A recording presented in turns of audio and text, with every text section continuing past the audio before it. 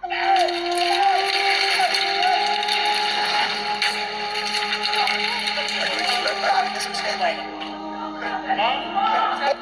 naman maging mahirap. Wala kang makakapitan sa mga oras na ganito. Saan didiskarte ng pera si Kabugo? Saan ba siya tatakbuhin? Doon sa trabahong alam niya. Ay, alam ako. Grado ako, malaki kikitain natin dito. Sige pa, ano ba magiging trabaho natin dyan? Pasyudan, sir.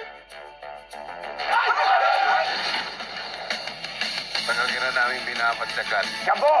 Ang anido ang gumawa ng paraan para makalaya ka. Tatang!